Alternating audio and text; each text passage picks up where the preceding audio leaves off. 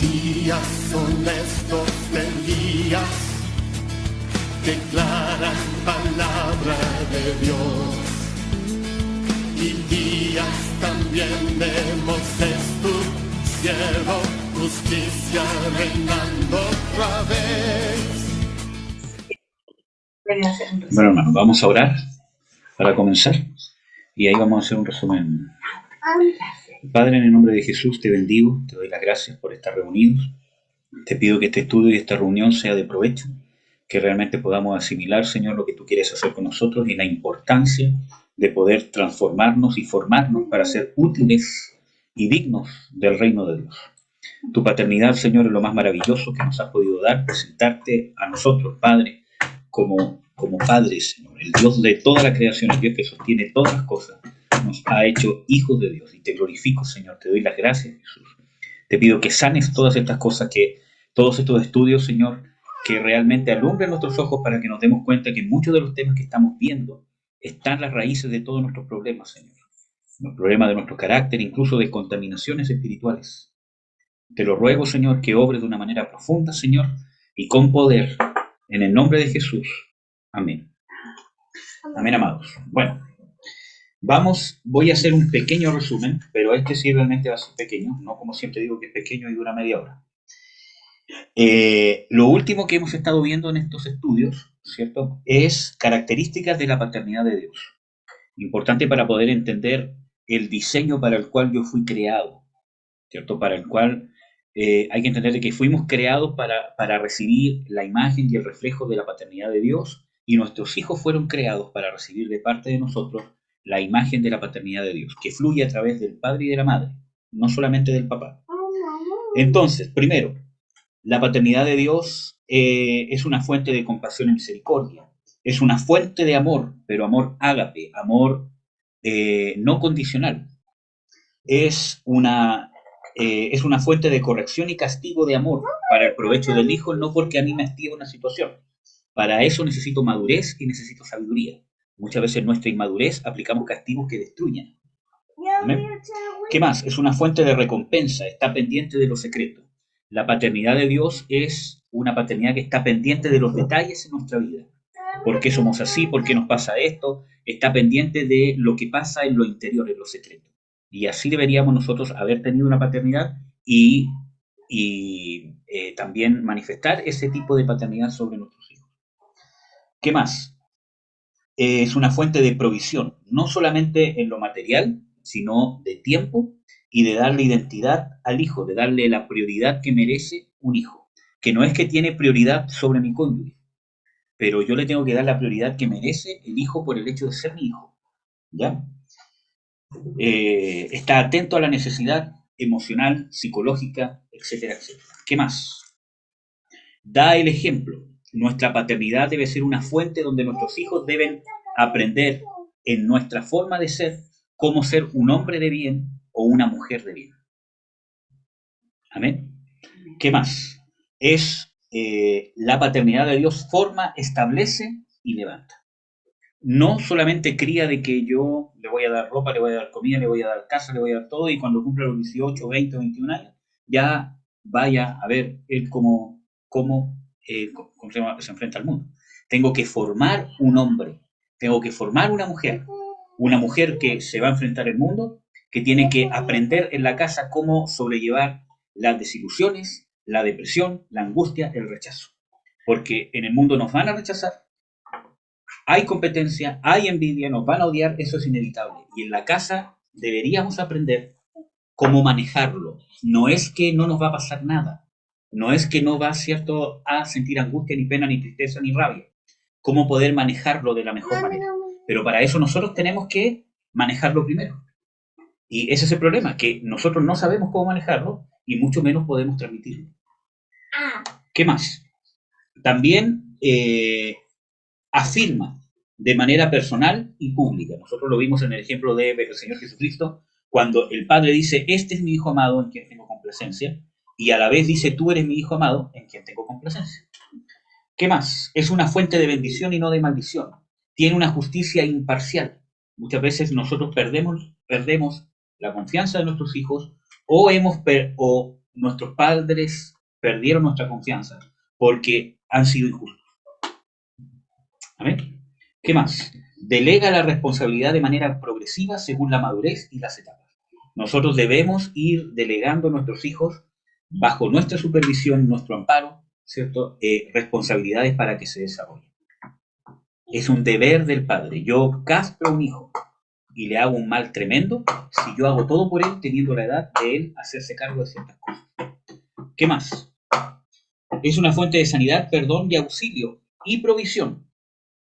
Y eso lo dice el Salmo 103, ¿cierto? De que Dios es el que perdona todas mis iniquidades, el que sana todas mis dolencias, el que rescata del hoyo mi vida, el que me corona de favores y misericordias, el que sacia de bien mi boca, de modo que me rejuvenezca como el águila. Amén. Ese es un resumen bien cortito de los últimos puntos que vimos en los últimos estudios. Ahora, vamos a ver, ¿cierto? Un poquito de las diferencias entre la paternidad de Dios que fluye a través del papá y a través de la mamá.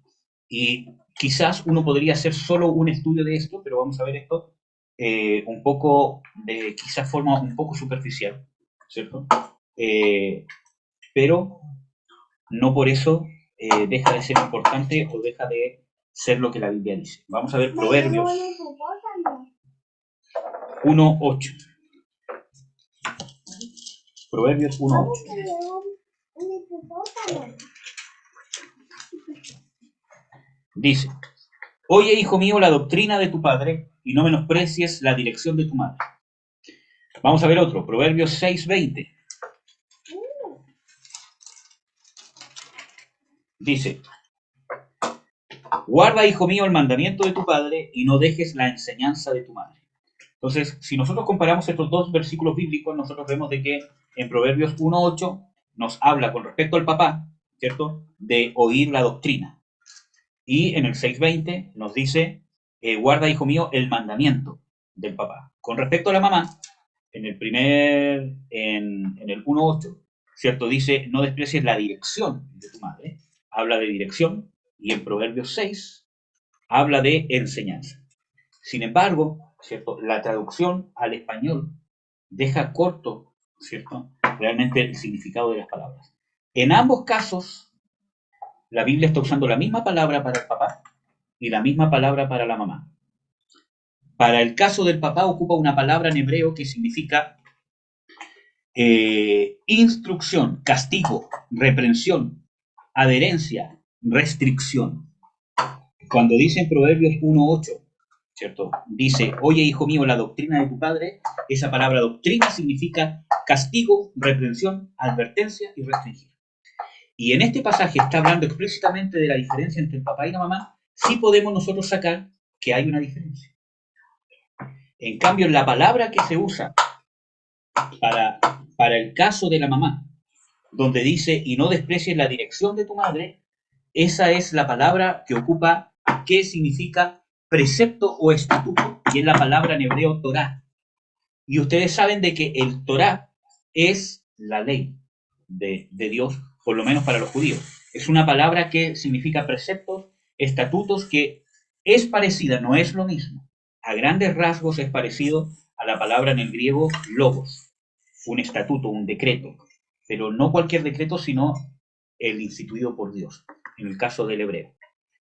Vemos de que la misma palabra se ocupa en Proverbios 6:20, tanto para la madre y en el caso del padre también se ocupa lo mismo. Por lo tanto, nos muestra que está haciendo referencia, ¿cierto?, a exactamente lo mismo. Por ejemplo, en el caso de la madre, cuando dice aquí dirección y en el otro versículo dice enseñanza, en realidad no está hablando necesariamente de dirección y de enseñanza, sino que está diciendo no menosprecies la Torá de tu madre. Entonces, ¿qué es lo que nos muestra eso? De que el estatuto, ¿cierto?, el precepto de Dios es transmitido principalmente por la madre. Quizás no necesariamente que ella tome al niño y le diga, mira, la Biblia dice esto, todo otro. Es parte de. Pero la madre tiene una preferencia en el sentido de su rol de mamá, de poder establecer las bases de las escrituras en el niño. De que si una madre, si el hijo ve que una madre habla de las escrituras, que cuando enfrenta un problema con el hijo, habla por las escrituras. Por ejemplo, dice, no, hijo, esto no lo haga, porque en las escrituras dice, o Dios dice en su palabra, de que esto está mal, o esto está bien. O cuando ella tiene un problema, el hijo es testigo de cómo ella recurre a los preceptos de la palabra de Dios y se los enseña al hijo. Hijo, vamos a orar porque Dios dice de que en toda nuestra necesidad Él tiene cuidado de nosotros. Entonces, tiene una facilidad que no es que el padre no lo pueda hacer, pero si lo hace la madre es más fácil que penetre en el corazón del hijo.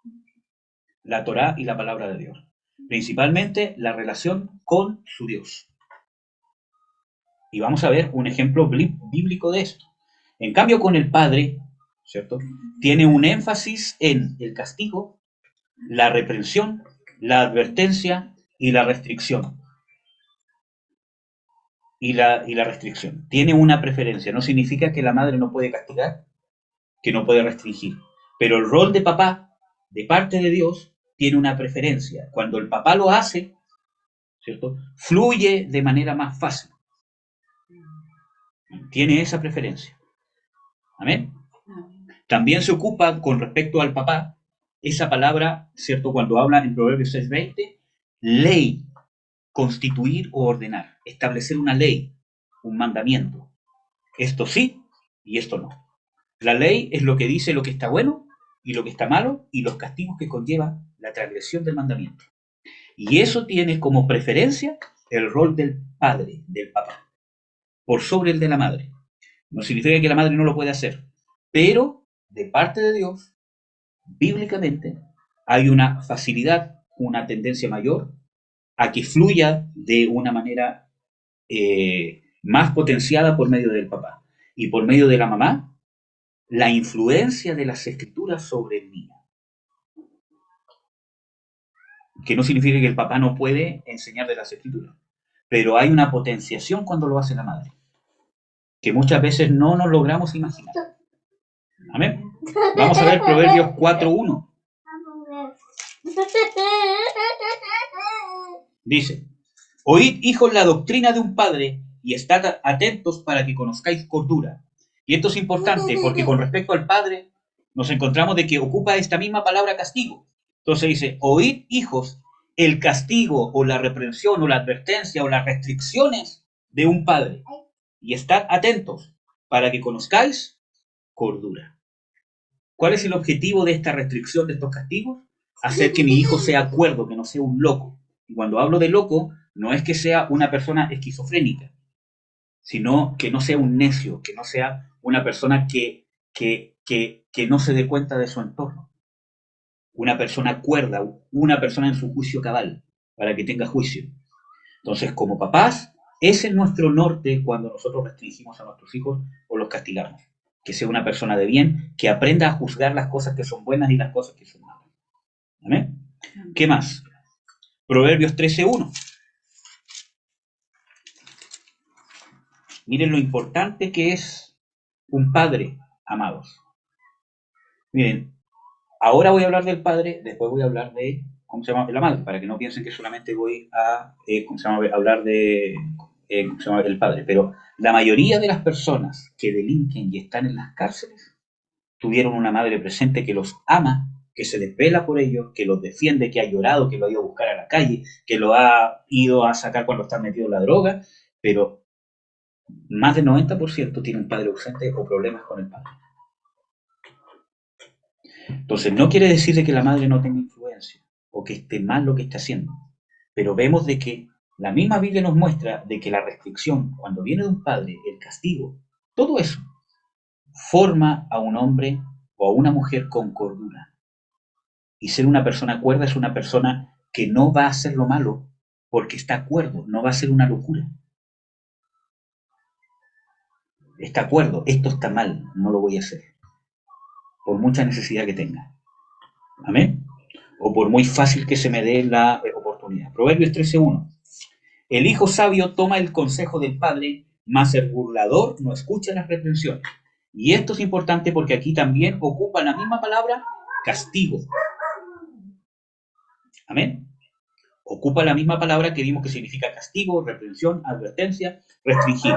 Eso significa, ¿cierto?, que dice, el hijo sabio toma el castigo, la reprensión, la restricción, la ley, la advertencia, la reprensión de un padre. ¿Amén? Mas el burlador no escucha las reprensiones. O sea, que cuando no hay reprensión, no está esta paternidad, el hijo se hace un burlador, alguien que no le tiene respeto a ninguna autoridad. Por eso que el diablo está tratando de dañar el rol del papá.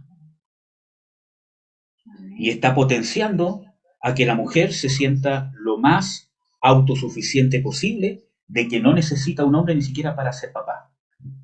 Porque yo puedo hacerlo sola. Y pueden hacerlo solas además. Estoy seguro que sí. Tienen mucha más capacidad que un hombre. Pero lo que está haciendo el enemigo por medio de la sociedad es dañar la imagen masculina del padre que castiga, que reprende, que pone la ley. Y este es un tema profundo que lo vamos a ver en el tema del matrimonio también, ¿cierto? Que tiene que ver con la naturaleza carnal, cómo intenta usurpar el lugar que tiene el otro. Y eso es parte de nuestra naturaleza carnal. Entonces, tanto como así una mamá es fundamental para la formación de un ser humano, el papá también es fundamental para la formación de un ser humano. Que esté presente o que esté cumpliendo su rol. Y amados y amadas hermanas, yo no quiero que tomen esto para que empiecen a juzgar a sus maridos quizás. Ah, claro, por eso mi marido, que sí, yo siempre lo he pensado. No. Empiece a pensar en la paternidad que tuvo usted primero. ¿Cómo fue su papá con usted? Porque necesita usted sanarse de sus heridas. Ese es el fin, no juzgar a otros. Que usted, si es mujer, y yo estoy hablando de ser papá, empiece a mirar cómo fue su papá.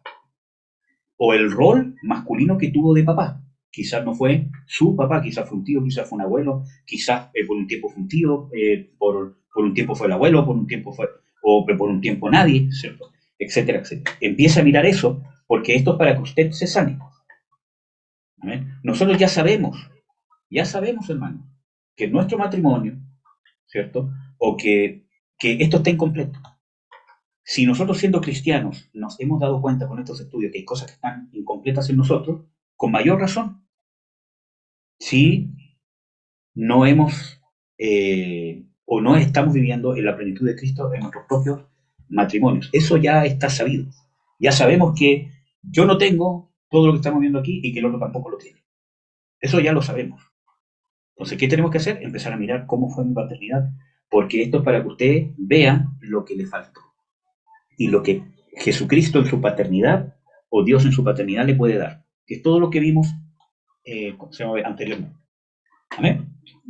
Proverbios 15:5, hablando del papá dice, el necio menosprecia el consejo de su padre, mas el que guarda la corrección vendrá a ser cuerdo, lo mismo.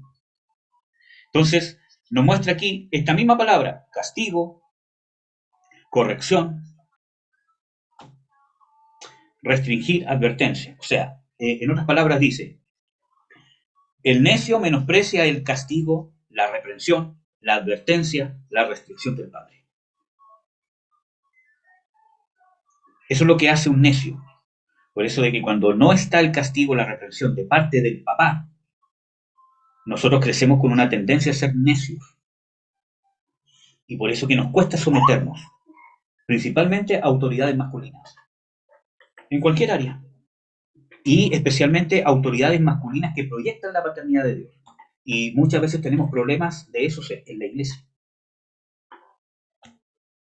Cuando hay una autoridad, un varón, que entrega cierto grado de corrección o de consejo, de guianza, nos cuesta someternos. Tenemos algo interior que nos repele. Y muchas veces, en la gran mayoría de los casos, es esto. Porque no hemos tenido la corrección y terminamos menospreciando la corrección. Y nos cuesta someternos. Y eso nos estorba. Nos estorba cuando somos padres y madres, porque se lo vamos a inculcar inconscientemente a nuestros hijos, especialmente a nuestras hijas, y nos estorba si queremos servir en la iglesia. Porque nos vamos a juntar solamente con mujeres, que obviamente yo tengo que ministrar, hombres y las mujeres tienen que ministrar, ¿cierto? ¿Cómo se llama? Las mujeres, pero hablo de una especie de sectarismo. ¿Amén? Y es necesario en nuestras vidas el rol masculino, amados, tanto para los hombres como para las mujeres. Es necesario en nuestra vida el rol masculino de parte de Dios. ¿Amén?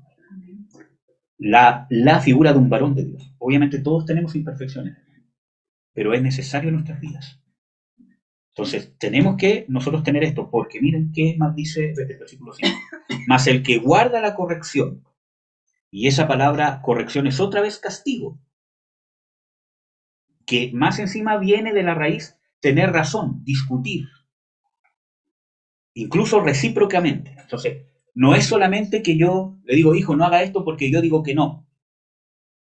Yo se lo explico. Tengo que, como papá, ¿cierto? Saber de que tengo que sufrir el hecho de que tengo que dejar muchas veces argumentar a mi hijo. A veces. Ahora, obviamente depende de los años que tenga el niño. Como por ejemplo, mi hijo, hay veces que me dice, papi, yo no quiero hacer esto, estoy haciendo esto otro. No, hijo, tiene que hacer esto. ¿Pero por qué? Porque esto no se hace, esto está mal. Porque esto va, ¿cierto?, a quedar sucio, se va a desordenar. O usted no le habla así a su mamá ni a su papá porque eso es incorrecto. Porque eso es malo. Usted les está faltando respeto y eso no se hace. Nunca lo va a hacer. Entonces, tengo que tolerar cierto diálogo sin dejarle de ver a mi hijo que él es el hijo y yo soy el padre que lo estoy instruyendo. Amén. Depende de la edad del hijo, obviamente. ¿Ya? Por eso que necesitamos la unción de Dios, hermanos, y la sabiduría en nuestra casa. ¿Ya? Ya. ¿Qué más? Proverbios 23-22.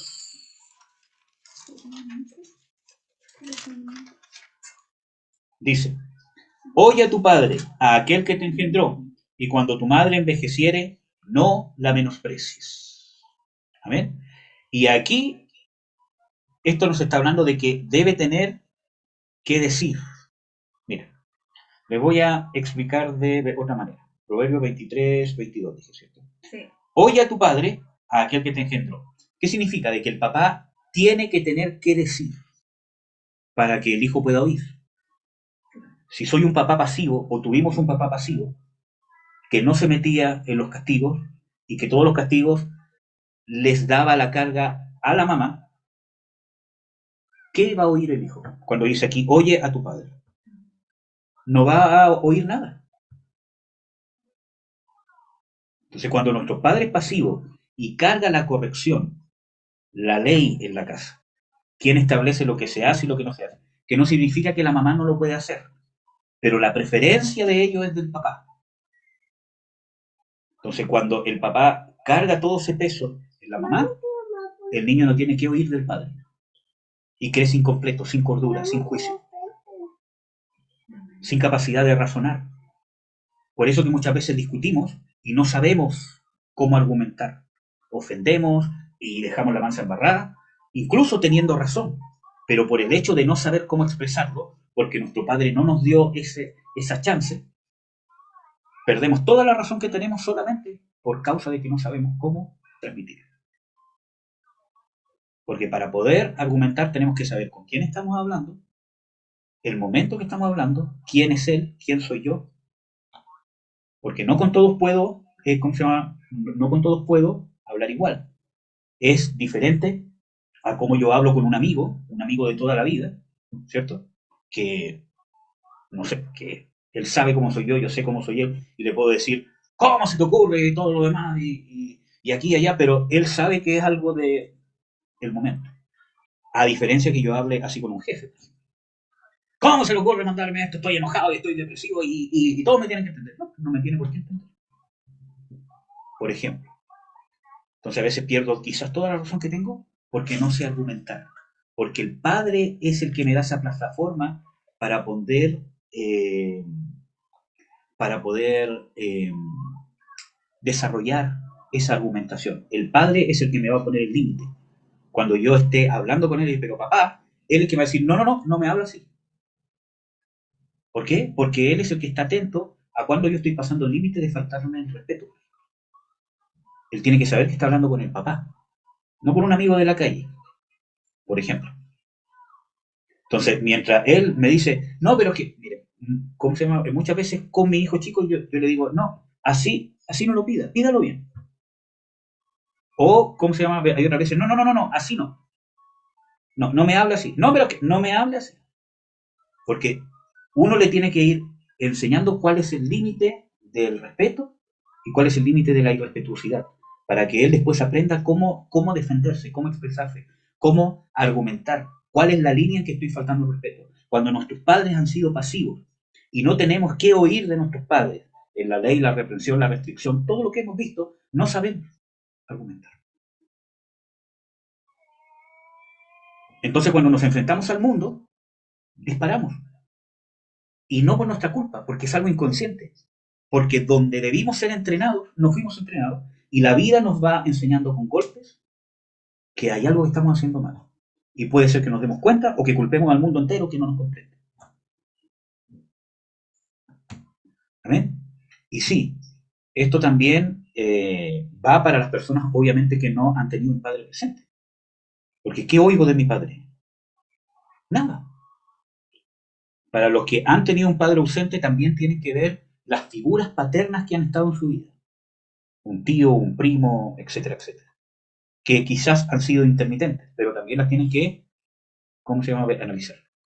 Entonces, si yo no tengo eso, no sé cómo expresarme, porque es el padre preferentemente que me da esa plataforma, porque me pone el límite.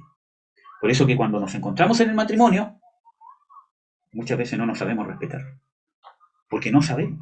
Creemos que estamos hablando normal, y no estamos hablando normal porque nadie nos enseñó. Y ¿cómo se llama?, nos cuesta, porque eso lo deberíamos haber aprendido con nuestro papá, de preferencia con nuestro papá. Pero la gran mayoría de las tendencias, aparte de un padre ausente, es que el papá descanse en la madre en esta tarea. Porque es una tarea pesada. Porque requiere todo lo que hemos visto hasta ahora, estar pendiente de mi hijo. ¿Por qué está así? ¿Qué hizo? ¿Cómo está? ¿Cómo está hablando? ¿Por qué tiene este carácter? ¿Por qué cambió hoy día? ¿Por qué está triste? ¿Por qué está alegre? ¿Por qué tengo que estar pendiente?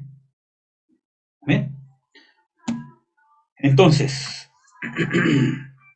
cuando nosotros oímos, como dice en Proverbios 23, 22, ¿cierto? Cuando oímos al Padre, aquel que nos engendró, ¿cierto? Entonces ahí, cuando nosotros oímos, viene la obediencia. Cuando nosotros tenemos que oír, aprendemos a obedecer, pero aprendemos a obedecer a tener una opinión. Porque esa palabra oír del hebreo viene de obediencia. Cuando nuestros papás nos enseñan qué es obedecer, pero no por una imposición solamente. Hay cierta etapa de la edad donde prácticamente yo tengo que imponerle en cierta manera a mi hijo que tiene que obedecer. Pero cuando mi hijo empieza a razonar, esa imposición, esa obligación que tiene que obedecer, se va transformando en una oportunidad de obediencia. Un ejemplo práctico. Hijo, si haces esto, viene esta consecuencia. Si haces esto, te voy a castigar de esta manera. Si no lo haces, está bien. O si lo haces así, te voy a tener que castigar. Si lo haces de esta manera que te estoy diciendo yo, no hay ningún problema. Entonces yo de a poco le estoy transmitiendo a él la libertad de decidir. De a poco, obviamente, y depende de la edad. Pero eso va a crear en nuestros hijos la libertad de decidir obedecer, que es diferente a ser obligados a obedecer. Y eso lo va a formar a una persona que le va a obedecer a Dios, porque va a poner su voluntad bajo la voluntad de Dios. ¿Amén? Entonces, ¿a qué cosa? Dice que le queda... Entonces, no es mío.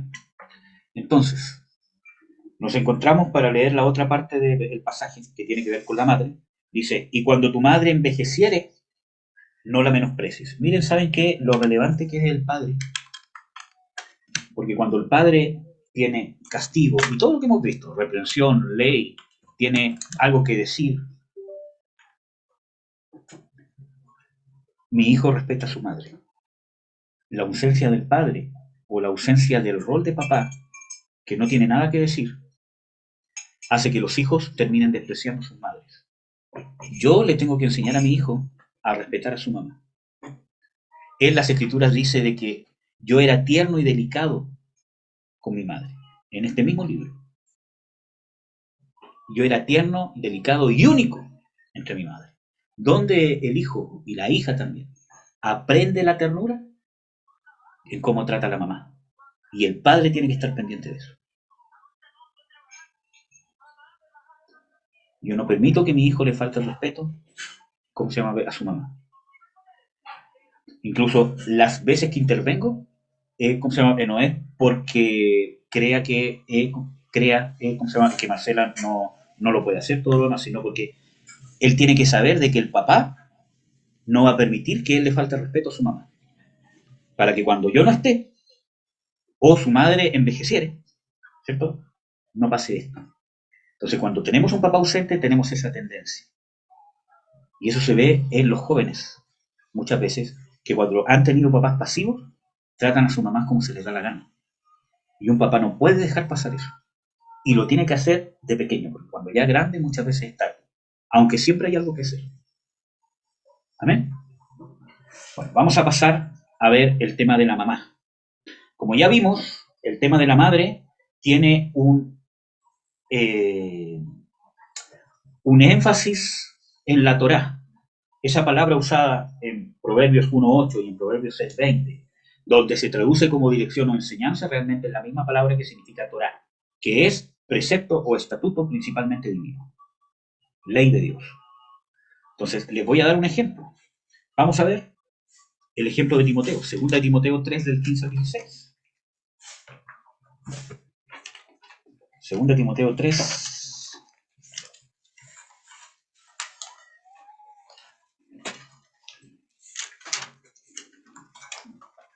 2 Timoteo 3, del 15 al 16. Dice, aquí le está hablando Pablo a Timoteo, que prácticamente fue como un hijo. Dije del 15 al 16, ¿cierto? Dice, y que desde la niñez has sabido las sagradas escrituras, las cuales te pueden hacer sabio para la salvación por la fe que es en Cristo Jesús. Toda escritura es inspirada y divinamente útil para enseñar, para redarguir, para corregir y para instruir en justicia. ¿Amén? Esperemos un segundo, amado. Entonces, amados, nos encontramos aquí donde dice que desde la niñez has sabido las sagradas escrituras, las cuales te pueden hacer sabio para la salvación, que es por fe. Toda escritura es inspirada por Dios y útil para enseñar, para redarguir y corregir. Aquí está hablando de que no solamente la sabía de una forma teológica. Yo sé que la Biblia dice esto, sé que la Biblia dice esto, sino que había una instrucción de la escritura que tenía una acción en la salvación de Timoteo.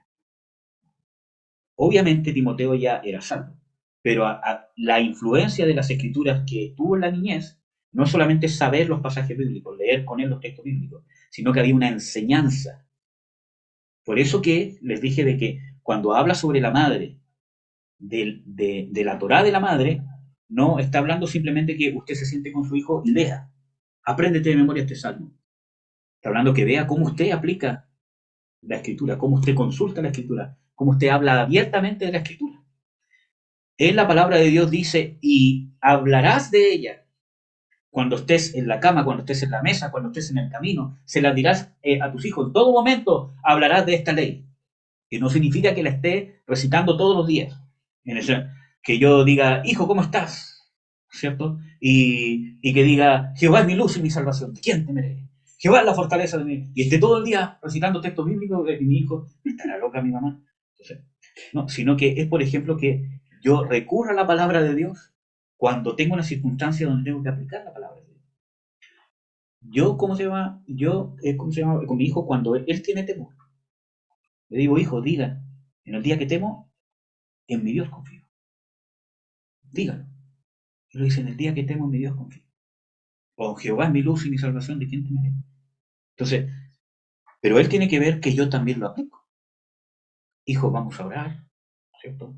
Porque está escrito en la palabra de Dios que dice de que Él tiene cuidado de nosotros y que toda nuestra ansiedad la pongamos en sus manos porque Él tiene cuidado de nosotros. Así que en esta situación que estamos viviendo, hijos, o que Él mismo está viviendo, que yo estoy viviendo, vamos a orar porque eso dice la palabra.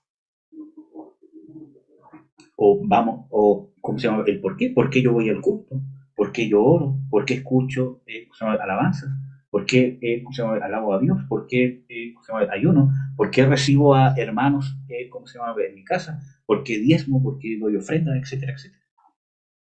Tengo que saber por qué y mis convicciones se tienen que basar en la escritura. Entonces, esa escritura es la que se hace vida en un hijo.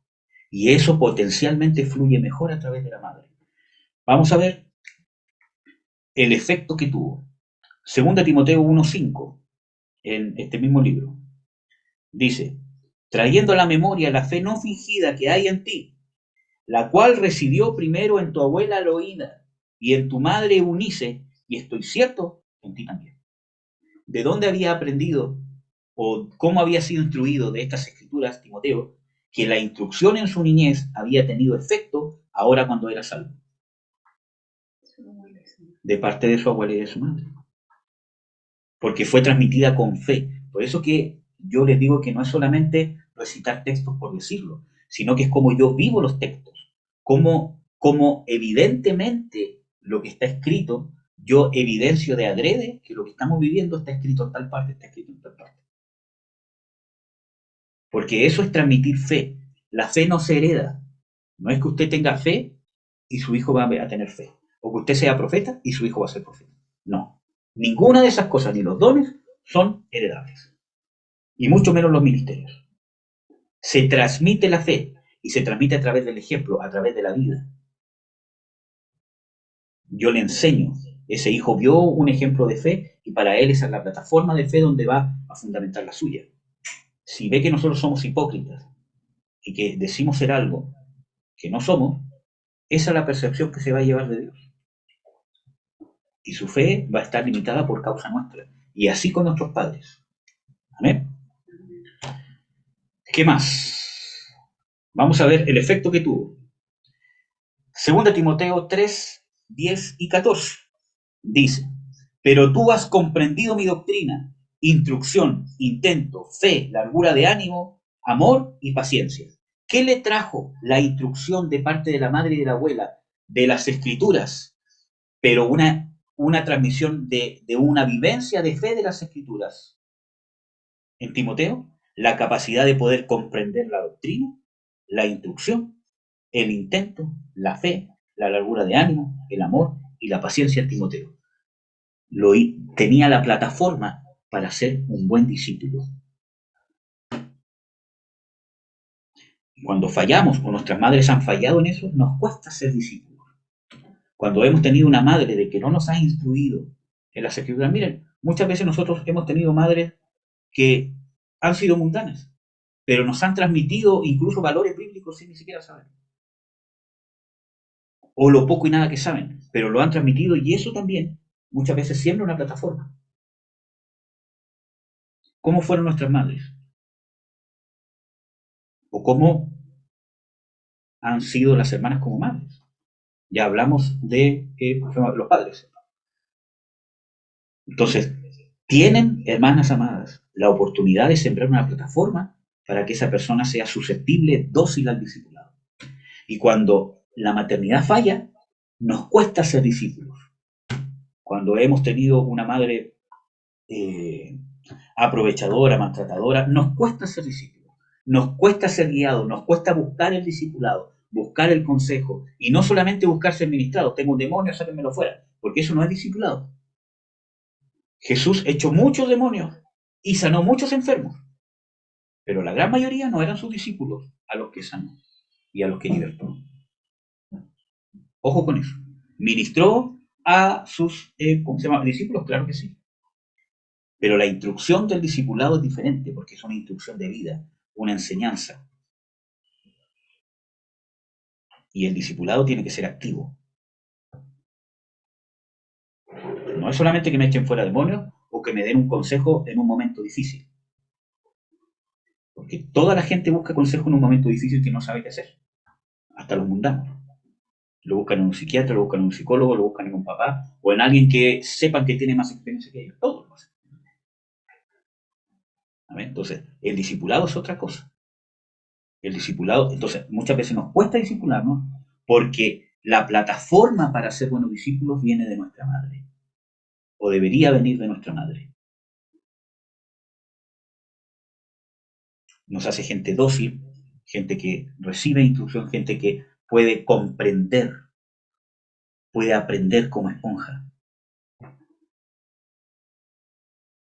Porque uno, muchas veces, hermano, yo he tenido, no he, ¿cómo se llama? De todo, pero uno muchas veces está discipulando gente que no necesita decirle que deje de hacer algo, que haga algo, porque observa, te ve a ti, está pendiente. Cómo eres como esposo, cómo eres como papá, cómo lo haces para administrar, cómo te comportas cuando hay una autoridad, cómo no te comportas, etcétera, etcétera, y lo asimila, lo entiende. En cambio, hay otros que hay que decírselo porque no tienen esa capacidad. Y no tienen esa capacidad. O sea, hay que decirle, cuando usted hable tiene que hablar así, cuando usted ministre tiene que ministrar así, cuando quiera hablar tiene que ver quién es, no sé. Pese a que tiene el ejemplo del frente. Entonces, el discipulado diferente a solamente ser ministrado. Amén. Vamos a ver el otro efecto, versículo 14. Empero persiste tú en lo que has aprendido y te persuadiste, sabiendo de quién has aprendido. Y aquí vemos otra capacidad que le dio, las escrituras que fueron transmitidas y la fe que fue transmitida por su madre. La capacidad de persistir y de aprender y de persuadirse. Miren, ojo, dice aquí, persiste tú en lo que has aprendido y te persuadiste. No yo te persuadí, tú te persuadiste.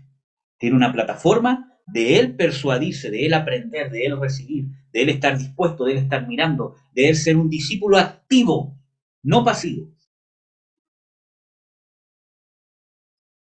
Estoy pendiente cómo es la cosa. Miren, hermano, yo las veces que más he aprendido a ser un hijo de Dios, ha sido cuando he compartido con un ministro de Dios.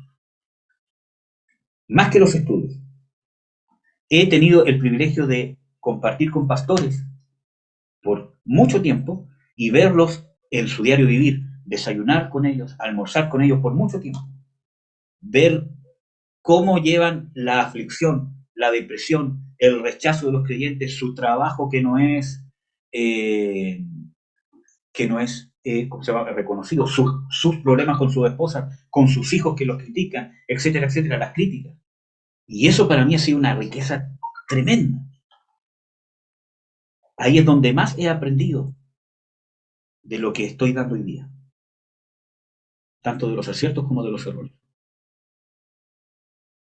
¿Por qué? Porque era activo. Estaba pendiente. ¿Cómo lo hace? ¿Qué hace? ¿Cómo?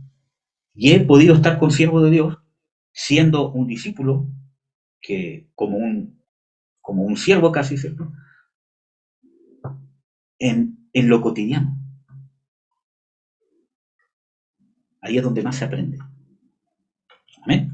Entonces, vamos a ver otro efecto.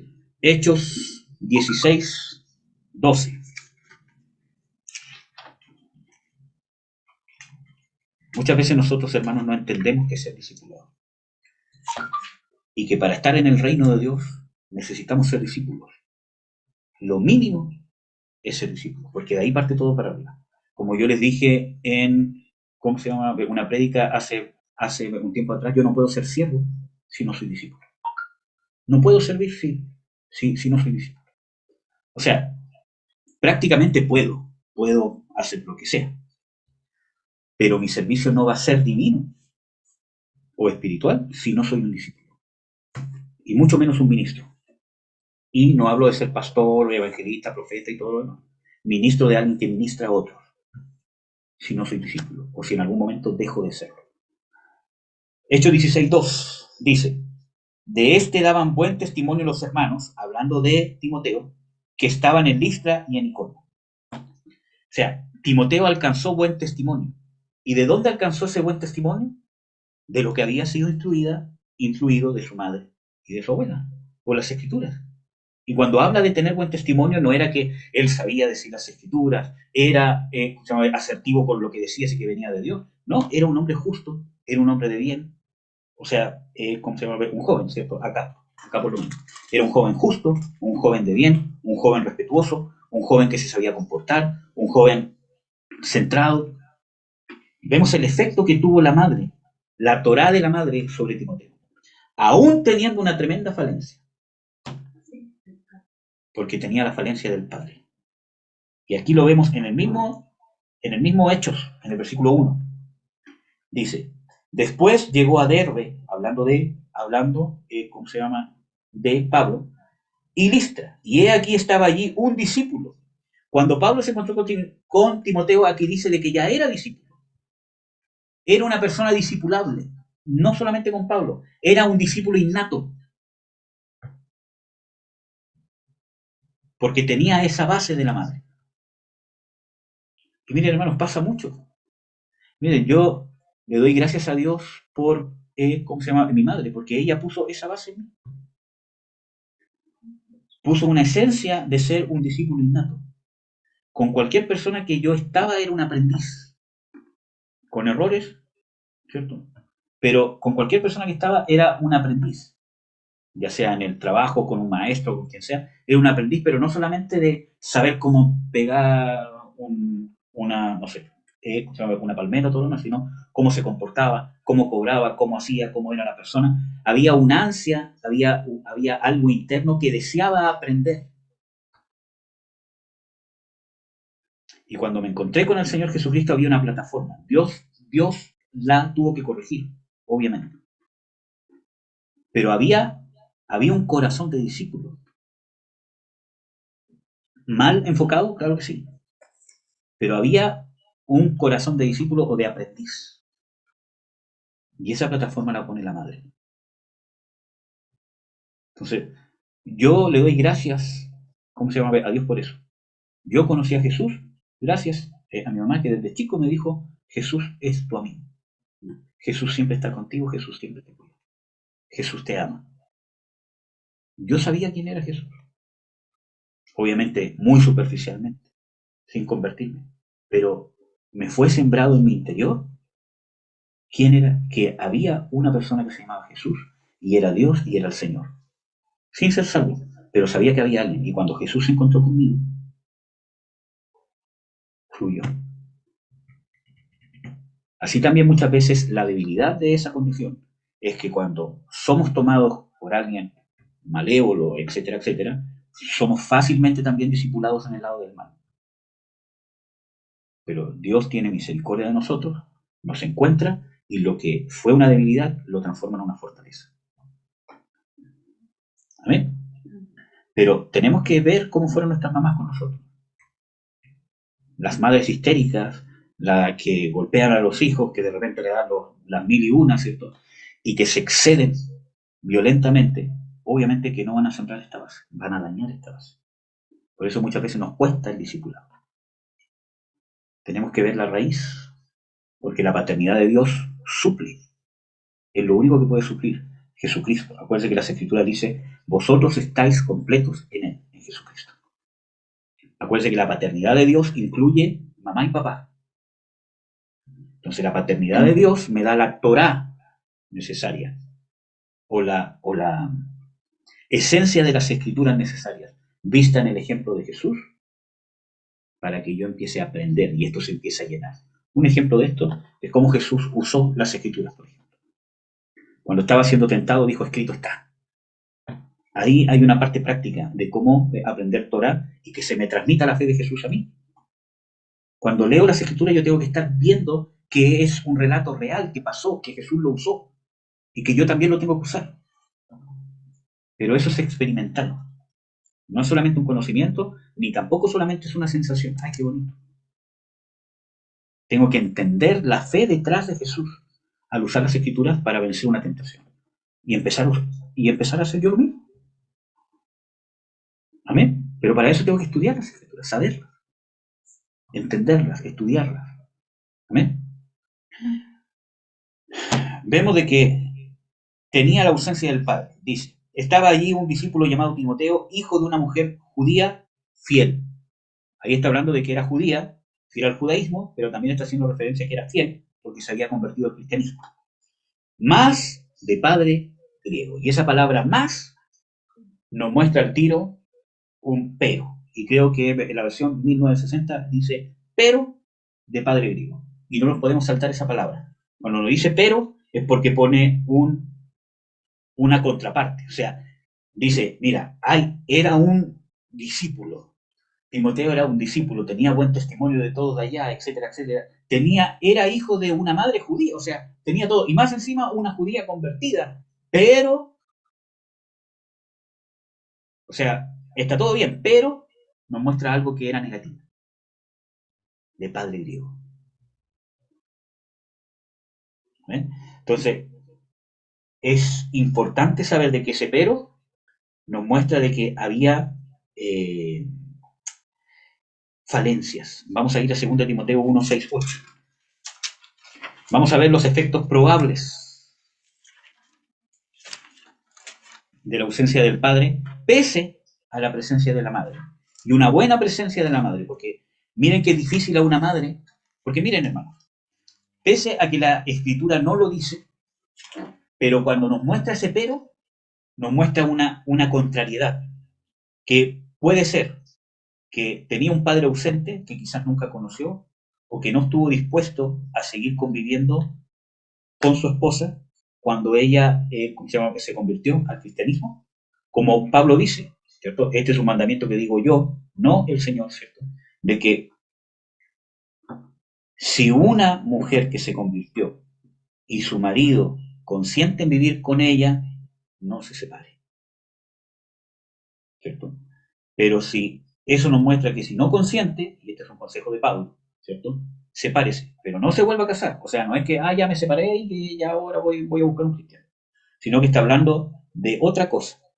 Entonces, vemos aquí de que probablemente ella siendo judía, casada con este hombre, esto es una probabilidad, no lo dice la escritura. Quiero darle todas las probabilidades. Probablemente podían convivir este hombre griego con esta mujer judía, pero en el momento que se convirtió al cristianismo, probablemente ella fue fiel en sus convicciones, como dice que ella tenía una gran fe, y quizás este hombre no estuvo dispuesto al cambio que tuvo. Y quizás se fue. Quizás. Otra probabilidad es de que el padre griego era un padre ausente. Se desentendió y como era griego, no instruyó en su hijo en nada bíblico. Y todo lo que hacía era mundano. Y quizás había una pugna terrible, pero probablemente el papá descansó en la madre todo el quehacer del niño. Porque como él no era cristiano, no tenía ninguna responsabilidad de paternidad, etcétera, etcétera. Lo otro que podría haber pasado es que esta mujer tuvo un esposo griego y quizás se fue y ni siquiera vio al niño. Es un padre ausente. Como haya sido el caso, vemos de que hay una contrariedad, ya sea dentro del matrimonio, una lucha constante entre el mundo que traía el padre cristiano y entre la fe cristiana que se movía la madre de Timoteo, pero aún así la madre de Timoteo pudo poner en él, quizás con muchas luchas, una base, porque ella era fiel a las escrituras. Y cuando la Biblia habla de cristianos fieles, habla de discípulos fieles. Había un ejemplo, había una perseverancia. Obviamente que fue más costoso, claro que sí, pero igual lo pudo hacer. Pero la ausencia de la paternidad cristiana, un reflejo de la paternidad de Dios en el papá, vemos que trajo carencias sobre Timoteo. Lo vamos a ver, 2 Timoteo 1, versículos 6 al 8. Por lo cual te aconsejo que despiertes el don de Dios que está en ti por la imposición de mis manos, porque no nos ha dado Dios espíritu de temor, sino de fortaleza, de amor y de templanza. Por tanto, no te avergüences del testimonio de nuestro Señor, ni de mí, preso suyo. Antes sé participante de los trabajos del Evangelio, según la virtud de Dios o el poder de Dios. Entonces aquí nos encontramos de que hay áreas de falencia, ¿cierto?, en Timoteo que fueron suplidas por Dios, pero tenía sus luchas. Primero, en amor, en fortaleza y en dominio propio. Hay más, pero vamos a partir con esto. Amor, fortaleza, dominio propio. Así suplió Dios el temor. Entonces, ¿qué nos muestra esto? De que la ausencia del Padre trae un temor interno, una inseguridad, pese a todo lo bien que lo hizo su mamá. Y ese temor nos lleva a tener carencia en el amor, en la recepción del amor, dar el amor, ¿cierto? Porque el amor me hace sentir confiado. En las Escrituras dice de que el perfecto amor echa fuera el temor. El amor a mí me hace sentir confiado a no temer al castigo. Y que no significa de que cuando hay amor no hay castigo, sino que el amor me hace no temer el castigo porque el castigo, yo sé que cuando hay amor, el castigo no me destruye, no me daña. Viene con una conciencia, viene con una sabiduría. En Primera de Juan, cuando habla de que el perfecto amor echa fuera el temor, ¿cierto? Porque el que teme, ¿cierto? A ver, se lo voy a buscar para leérselo texto. Porque hay un detalle importante. Dice, en amor no hay temor, mas el perfecto amor echa fuera el temor, porque el temor tiene castigo, de donde el que teme no está perfecto en el amor. Nosotros le amamos a Él porque Él nos amó primero. Entonces nosotros vemos, y les voy a leer el versículo anterior, el 17. En esto es perfecto el amor con nosotros, para que tengamos confianza en el día del juicio, pues como Él es, así somos nosotros en este mundo. En el amor no hay temor, mas el perfecto amor echa fuera el temor, porque el temor lleva castigo. Nosotros tenemos que entender de que cuando hay amor, no es que no me van a castigar. Nosotros vemos de que eso sería una contradicción bíblica. En Hebreos, en muchos pasajes dice de que Dios al que ama castiga. Entonces, no es que el perfecto amor a mí me libre del castigo, me libra del temor al castigo, de que no hago las cosas por temor al castigo. Hago las cosas porque hay un Padre que me ama y yo someto mi voluntad. Y aún así, como estoy en una plataforma, en un ambiente de amor, de perfecto amor, en la paternidad que Dios me da, entonces estoy seguro de que cuando Dios me castigue, cuando Dios me discipline, jamás lo va a hacer para destruirme, porque tengo la certeza de su amor. ¿Hemos recibido esa plataforma de parte de nuestros padres? ¿O hemos temido muchas veces que se excedan? O quizás sí se excedieron. Y después cuando grandes sí nos dimos cuenta que se excedieron. Eso nos hace ser temerosos. O lo hemos hecho con nuestros hijos.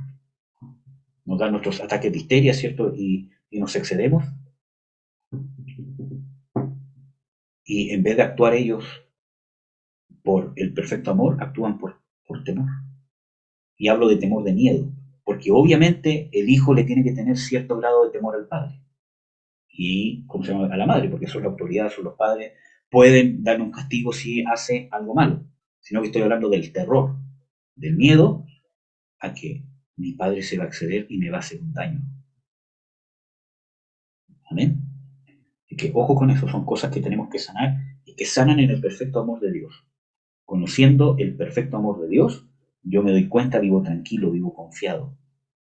Y a veces estas cosas que hemos vivido, la ausencia del Padre, no nos deja vivir confiados del castigo de Dios.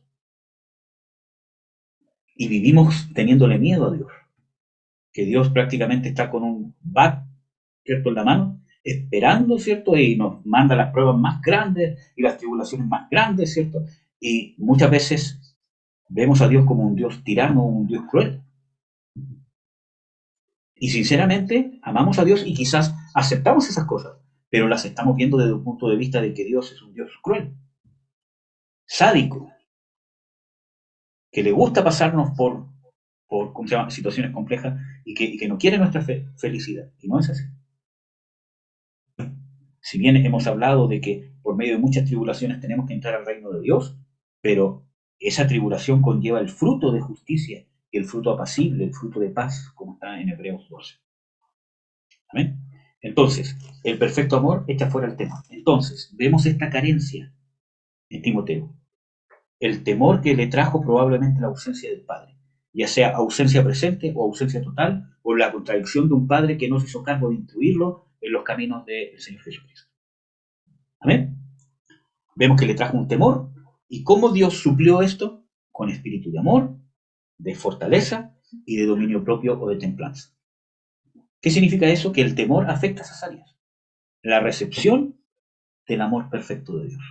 La ausencia del Padre marca esa plataforma de temor o de inseguridad que me impide recibir amor de Dios, incluso de mi matrimonio, de mis hijos. Porque me cierro, porque temo a que me dañen. Entonces no dejo que me amen.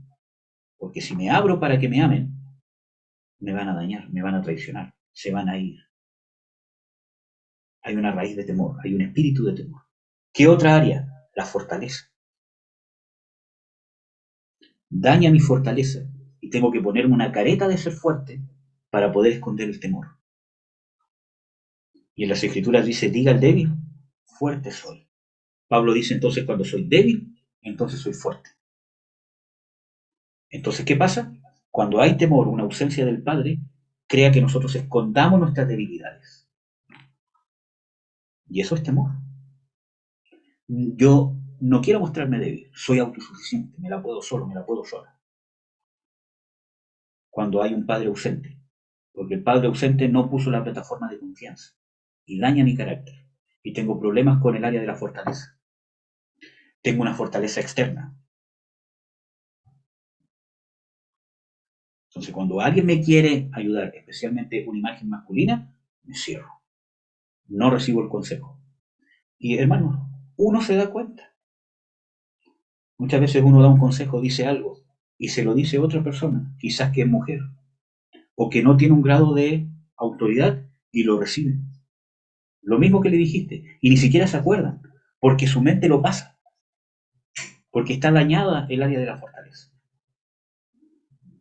Hay un temor a mostrarme débil, y eso muchas veces pasa incluso en la iglesia, cuando uno quiere ministrar, y eso es un impedimento para el discipulado. Entonces, esas áreas tenemos que entender de que la ausencia, la pasividad de un padre o el incumplimiento del rol de padre de parte de Dios, de mi padre, me puede traer estas consecuencias. En el área de la fortaleza y en el área de la templanza o del dominio propio. No me sé dominar, no sé dominar mis impulsos, no solo el del temor, porque las personas que no saben dominar sus impulsos, ya sea que en el área de la melancolía o en el área de la euforia, etcétera, etcétera, es gente que probablemente tenga una raíz de temor, probablemente por la ausencia de un padre o de un rol paternal. No me sé dominar, porque el padre es el que pone la plataforma de confianza para que el hijo se pueda expresar. Si el hijo llora, que llore, pero yo le pongo un límite. Ejemplo, yo no le he restringido y no le voy a restringir nunca a mi hijo que llore si tiene que llorar. Pero muchas veces sí le tengo que poner un límite. Ejemplo, cuando ocupa el llanto como manipulación. Quizás hoy no, porque está muy chico. Si tiene que llorar, llora. Pero cuando esté más grande, hijo, por esto yo no te voy a aguantar que llores por esto. Pero con sabiduría y sabiendo qué es lo que estoy haciendo. Pero él tiene que saber, yo le tengo que dar la plataforma, hijo, si usted se siente enojado o frustrado, yo no se lo voy a prohibir, no es malo, pero yo te voy a enseñar a manejarlo, te voy a poner el límite. Eso es lo que decías. Tiene que entrar aquí y porque no me aparece. Ah, pero yo no soy. Espérenme, hermano, un segundo. Entonces, nos encontramos, amados hermanos, con este inconveniente, ¿cierto? Que no sabemos controlarnos. Y cuando no sabemos controlar nuestras emociones, muchas veces porque hay un temor. Un temor, por ejemplo, ¿por qué? No es necesariamente que esté, ¿cómo se llama?, ocultando un temor, sino que como no hubo una plataforma de confianza, no se me enseñó los límites de mis emociones, cómo sobrellevar mis emociones, por ejemplo. Mi hijo se puede frustrar, claro que sí, pero yo tengo que estar vigilando cuando su frustración pasa el límite a que lo empiece a dominar. Es normal frustrarse, es normal sentirse triste, incluso yo tengo que saber de que es normal que si castigo a mi hijo o le hago una represión, se va a enojar. Y yo no puedo impedirle decir, no te enojes, porque obviamente se va a sentir mal, hermano. O pena, tristeza, etcétera, etcétera. Pero cuando, por ejemplo, se enoja y me contesta mal o hace algo que me falta el respeto, pasó un límite. Y yo le tengo que enseñar a limitar sus emociones. Y eso es dominio propio. Yo no voy a castigar el hecho de que se sienta mal. Porque las escrituras dicen, ninguna corrección al presente parece ser causa de gozo, sino de qué? De tristeza. Pero después da fruto apacible. Entonces, tengo que saber de que va a tener un efecto aparentemente negativo. A nadie le gusta que lo reprendan. Causa tristeza, vergüenza a veces, etcétera, etcétera. Pero tengo que delimitar. En la pena, en la tristeza, incluso en la alegría. Puede que esté muy contento por algo, pero en su contento, ponga usted, hace una broma pasada hacia mí o hacia su madre o hacia ¿cómo se llama? La visita. Yo le tengo que enseñar, hijo, está bien que estés contento, entiendo que estés contento, pero esto no se hace. Yo le voy enseñando, no lo castro en sus emociones, que es diferente. Voy guiando sus emociones. Entonces vemos de que Timoteo tenía este problema por la ausencia del padre, pese a que la madre lo hizo todo bien. Hasta que se encontró con Timoteo, porque se encontró en Timoteo una figura paterna, que suplió la ausencia del padre. Pablo fue un formador paternal con Timoteo. Y Pablo dice, ustedes saben cómo Timoteo ha servido conmigo como un padre a un hijo, o como un hijo a un padre. Dios ahí suplió la ausencia de la paternidad, en la autoridad espiritual que le había dado. Por eso que estos consejos que vemos aquí son consejos de un padre a un hijo. Dígame. Una consulta, eso no significa que Pablo era, como yo he escuchado, un padre espiritual o una madre espiritual.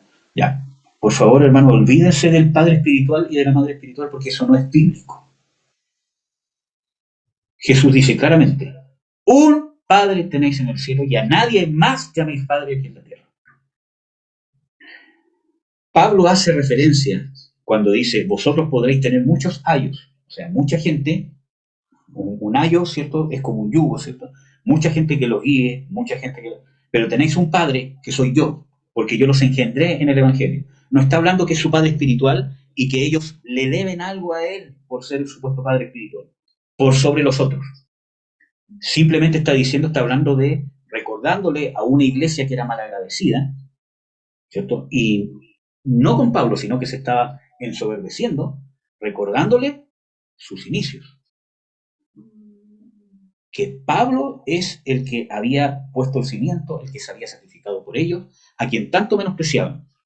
Entonces no es que Pablo estaba demandando algo, sino que estaba reprendiendo su altivez. Porque ellos empezaron a menospreciar a Pablo. ¿Y quién es Pablo? ¿Por qué? Porque empezaron a ser ministrados por gente más famosa. Pedro, Cefas, Pedro, ¿cierto? Y los otros apóstoles entonces empezaron a decir, no, yo soy discípulo de Apolo, no, yo soy discípulo de Pedro, que es más que Pablo. Entonces Pablo les tiene que recordar. Yo los engendré en el Evangelio. O cuando venían los judíos infiltrados, ¿cierto? Circunciden, ¿cierto? Yo los engendré en el Evangelio. Pero no, de autoridad. Sí, no, sino no como una demanda, sino como un recordatorio para bajarlos del pony, como se dice en los flights. Bájate del pony, ¿no? Perdón por eso, ¿no? ¿Cómo se llama? A veces como que se me sale, ¿cómo se llama? Los flights que tengo en mi venas. Pero es como para que se bajen del pedestal. Yeah. Pero eso, ahora, obviamente, amados, yo tengo un reconocimiento, justamente como Pablo, ¿cómo se llama? Dice, y tengo un reconocimiento a aquel que ha trabajado, ¿cierto?, en mi vida para que yo me haya formado en el Evangelio. eso no tiene nada de malo, tener un reconocimiento especial de quien ha suplido una figura paterna o una figura de la paternidad de Dios sobre mi vida. Como Timoteo con Pablo, como lo que estamos viendo aquí. Pero en el caso de Pablo y Timoteo hubo una cercanía más grande. Pero, ¿cómo se llama? Timoteo no hay ninguna parte donde se vea de que, ¿cómo se llama? Timoteo dice, es que Pablo es mi padre espiritual. Es algo que fluía en su relación de discipulado y su relación posteriormente ministerial. ¿Por qué? Porque Dios estaba supliendo en Pablo la paternidad, que no es única. En todo discipulado debe haber una extensión de la paternidad de Dios. La iglesia, los ministerios de la iglesia son una extensión de la paternidad de Dios, amados. No en su plenitud, pero cada ministerio tiene que ser una extensión de la paternidad de Dios, pero principalmente en nuestras casas. Ejemplo, uno tiene un discipulado con muchas personas que uno tiene que suplir en cierta manera. Espérense, que se me apagó el celular. Voy a cambiar la cámara. Ya, perdón por esta cámara, es un poco de menos calidad, pero... Entonces, uno suple cierta paternidad, pero no porque yo sea el padre espiritual de alguien o porque yo quiera ser el reemplazante del papá que nunca tuvo esa persona, sino que eso es algo que viene por añadidura. Porque el ministerio, ¿cierto? Para ministrar el reino a otros, el reino incluye la paternidad de Dios. Si no estaría tomando el lugar de Cristo, de ser el Claro. Padre en eso. Entonces, obviamente que va a suplir esa carencia. Entonces, el concepto de madre espiritual, ¿cierto? De padre espiritual, es un concepto pagano, hermano. Es un concepto del hinduismo, es un concepto de todas esas religiones, incluso de la brujería. Yo tengo un padre espiritual o un guía espiritual. Eso viene de la hechicería, viene de un discipulado demoníaco. Entonces, en el cristianismo no es que yo tenga un padre espiritual. Obviamente hay un reconocimiento por las personas que nos trajeron al conocimiento de Cristo, que nos trajeron al Evangelio, pero no solamente que nos trajeron al Evangelio, porque Pablo está hablando ahí de formación, de discipulado. No solamente que yo hice que tú conozcas a Cristo, ya confiesas a Cristo y ahí te y partiste y ese es el que me engendró espiritualmente. No. Cuando está hablando de engendrar, Pablo está hablando de formación. Amén. Entonces, obviamente hay un reconocimiento por las personas que han sido como un padre para nosotros en el Evangelio o como una madre para nosotros en el Evangelio. Pero no como la mamá que no tuve o como el papá que no tuve, sino un reflejo de la paternidad de Dios sobre mi vida. Porque muchas veces nosotros no somos sanos de la ausencia de una madre o de la ausencia de un padre y buscamos a alguien que nos supla a mi mamá y a mi papá. Y yo no tengo que buscar a alguien que me supla a mi mamá y a mi papá. Yo tengo que buscar la paternidad de Dios, que por consecuencia suple a mi papá y a mi mamá. Pero no es el papá que nunca tuve y no es la mamá que nunca tuve. Es el padre el cual siempre debería haber tenido, que es Dios. Espero que me entiendan cuál es la diferencia. Entonces, no hay cosa como mi padre espiritual y mi mamá espiritual. Muchas veces uno dice eso porque yo trato de no decirlo porque sé de que la mayoría de las personas lo malentienden. Pero entendido en un sentido bíblico, por ejemplo, yo puedo decir, este pastor, esta pastora, es mi padre espiritual o mi madre espiritual, pero no en el sentido que son mi papá, que son mi mamá, no, sino en el sentido de que ellos han trabajado por mi formación, pero es solamente un reconocimiento, no es una ligadura, que solamente con ellos me ministro porque ahí es mi papá espiritual y es mi mamá espiritual, sino porque es lo que Dios ha ido haciendo. No es que yo me estoy ligando a ellos porque estoy buscando un papá y una mamá. Porque ese ligamento solo hace la secta. Porque ahí se forman ligaduras o se pueden terminar formando ligaduras de alma malvada, incluso en el cristianismo. Amén. Porque yo no estoy buscando la paternidad de Dios en un líder de la iglesia, estoy buscando una mamá y un papá que no tuvo. Y eso nos mantiene en una condición de inmadurez. ¿Por qué? Porque yo estoy buscando a papá y a mamá que no tuve. Entonces, eso nos mantiene en una condición de inmadurez que no nos permite madurar. Y siempre estamos cayendo en lo mismo, cayendo en lo mismo, cayendo en lo mismo. Porque solo estamos buscando un papá y una mamá terrenal, que sea mejor que los que tuvimos o que los que no tuvimos. Y eso se puede transformar en una ligadura de alma malvada. En cambio, cuando yo busco la paternidad de Dios, independientemente del líder que sea, porque yo voy a estar buscando la paternidad de Dios y la paternidad de Dios me hace madurar. Cuando uno disipula, y esto es la experiencia que yo he tenido hasta ahora, al principio de un discipulado, muchos discípulos o discípulas muchas veces ven en uno el papá que no tuvo. Y eso es esperable. No es cosa de decir, no, yo no soy tu papá. No, eso es esperable. Pero yo le tengo que ir presentando, no engancharme de eso. Porque hay muchos líderes que sin darse cuenta se enganchan de eso. Porque, como se llama, nos gusta Claro. ser el papá de alguien porque es lindo. Pero yo no soy su papá. Y yo no soy su mamá. Yo soy un ministro de Dios. Y eso es lo que Ahora que lo que Dios ha puesto en mí puede suplir el papá que no tuvo o la mamá que no tuvo. Bueno, en el caso mío, ¿cierto? El papá que no tuvo. Si bien lo puede suplir al principio, pero yo soy responsable de llevar eso a que no se transforme en una ligadura, en una dependencia, sino llevarlo a la madurez, que al principio es esperable, ¿cierto? Que vean, ¿cierto? En uno quizás, ¿cierto? ¿Cómo se llama? El papá que no tuvo, ¿cierto? Etcétera, etcétera. Pero yo lo tengo que llevar a que esa persona no se ligue conmigo, Claro, que no haya una dependencia. sino que haya un encuentro con la paternidad de Dios, que pueda encontrar en Dios el papá, no el papá que nunca tuvo, sino el Padre Dios para el cual fue creado siempre tener. Amén. Entonces uno tiene que tener mucho cuidado, pero tampoco desgarrar a alguien porque te ve como un papá o te ve como una mamá, porque eso es normal, es natural. Y eso no significa de que muchas veces yo sienta de que un ministro o un líder me exhorte como un papá y que yo sienta eso, porque eso simplemente estoy sintiendo la paternidad de Dios a través de alguien que me está reprendiendo, me está dando un consejo o me está dando aliento, porque dar aliento también es parte de la paternidad de Dios, como ya vimos, el reconocimiento, por ejemplo, estoy ¿cómo se llama? Orgulloso de lo que hiciste, o ¿cómo se llama? Está bien lo que hiciste, sigue así. Entonces también está un reconocimiento de las cosas positivas. Y a veces yo voy a sentir que es como un papá que me está hablando. Pero no es que él es mi papá, sino que estoy sintiendo como que me está hablando un papá. Y es porque se está expresando la paternidad de Dios a través de ese misterio. Gracias. ¿Ya? Pero cuidado con el tema de los papás espirituales y de las mamás espirituales.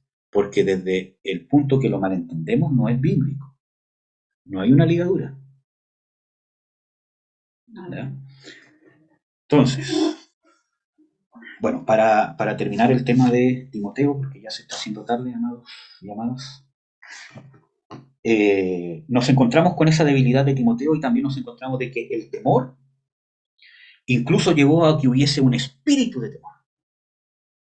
Tanto fue la ausencia de la paternidad. Y cuando hablamos de ausencia de paternidad, no es que simplemente no esté, como ya bien saben, sino que pueda estar presente ausente, o que no cumpla su rol, o que descanse su rol que ya vimos en su madre. Quizás porque nuestro papá tampoco sabía cómo hacerlo. Y quizás él venía de una familia que, ¿cómo se llama? Así se hacía. Y quizás para nuestra mamá, que pasa muchas veces, amados y amadas, para nuestra mamá, pese a que se quejaba, que este que no interviene, pero también era cómodo para ella. Porque, ojo, que cuando nosotros estamos bajo la influencia de un espíritu de queja, y ojo con esto, cuando una persona está bajo la influencia de un espíritu de queja, y muchas veces pasa más en las mujeres que en los hombres, pasa en todos, pero muchas veces pasa más en las mujeres que en los hombres. Cuando estamos bajo la influencia de un espíritu de queja, si bien nos molesta lo que pasa, nos quejamos de lo que pasa porque realmente causa un daño, etcétera, etcétera, pero en nuestro interior el espíritu, este espíritu de queja nos hace buscar la queja. Y muchas veces inconscientemente la provocamos. Entonces, nos quejamos, pero esa situación nos mantiene cómodos internamente, no es que no nos moleste. y esto yo lo he visto principalmente en las personas que están en amargura. Viven quejándose porque necesitan quejarse de algo. Entonces, cuando está todo en paz y no tienen de qué quejarse, se sienten mal. Porque empieza a salir el temor, se sienten vulnerables. Porque la queja es una defensa al temor. Y ojo con eso, de que muchas veces el temor se esconde a través de la queja. Porque yo no me quiero sentir vulnerable.